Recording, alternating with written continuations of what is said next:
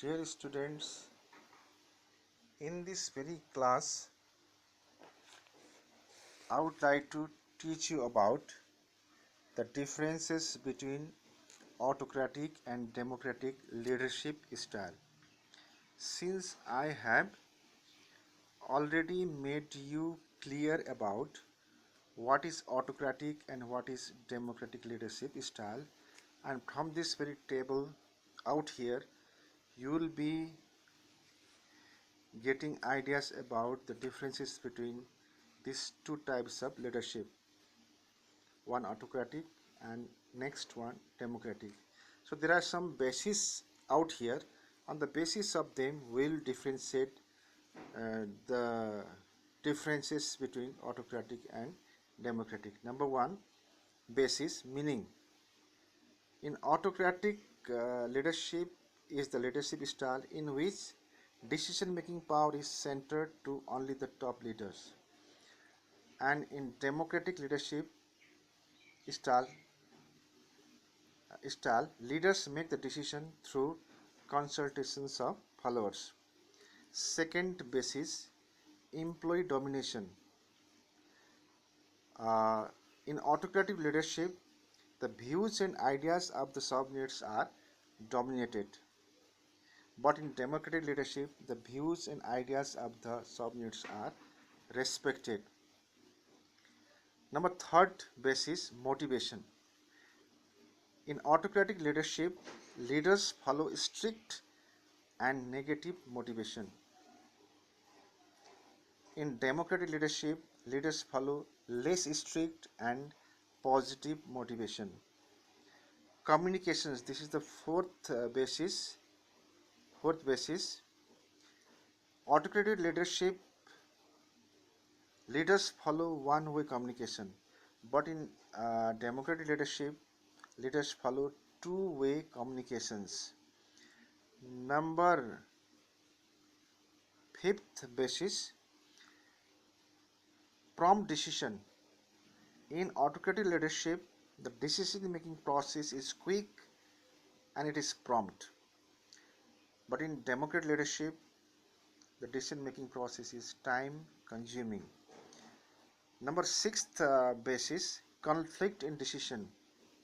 In autocratic leadership, leader makes the decision without consulting the followers, so there is no chance of conflict between subordinates and leaders. But in democratic leadership, there might be some conflict between subordinates and leaders, as subordinates are included while making decision. Number seventh basis, secrecy. In autocratic leadership, secrecy can be maintained, but in democratic leadership, secrecy cannot be maintained. Number 8 basis, utilizations of employee potential. In autocratic leadership, full potential of employees and creative ideas cannot be utilized properly. But in democratic leadership, full potential of employees and creative ideas can be effectively utilized. Number ninth basis, employee satisfaction. In autocratic leadership, employee satisfaction remains low, but in the democratic leadership, high level of employee satisfaction can be maintained. Number 10 basis, suitability. In autocratic leadership, small organization having unskilled and illiterate employees, and this is mostly suitable for small organizations having unskilled and illiterate employees. Uh, in democratic leadership is suitable in large organizations having qualified employees. I think class you might have understood about the differences between autocratic leadership and democratic leadership.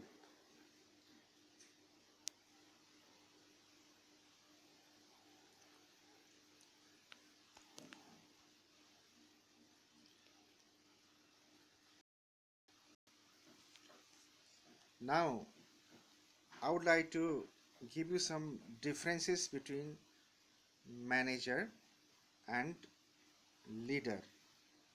Manager and leader. You might have doubt who could be a manager and who could be a leader, and what are the difference between manager and leader. So in this very section of the class, I too want to make you some differences between manager and leaders. Manager makes a plan and prepares budget. Leader formulates the vision of the organization. Manager gives short-term focuses, whereas leader gives long-term focuses. Manager motivates their subordinates employees, whereas leaders directs the followers. Manager becomes realistic, leaders become idealistic. Managers enforces policies, whereas leader projects procedures. Manager controls and supervises the resources and the employees, whereas leader empowers people. Manager enforces uniformity, leader tolerates diversity. Manager manages details, whereas leader manages change. I think class you might have little bit understood about the some differences between manager and leader. Leaders are the pillars of the organizations. They are the prominent figures of the organizations, whereas managers are the uh, recruited persons of the organizations. Recruited persons of the organizations, they are paid for their job, and managers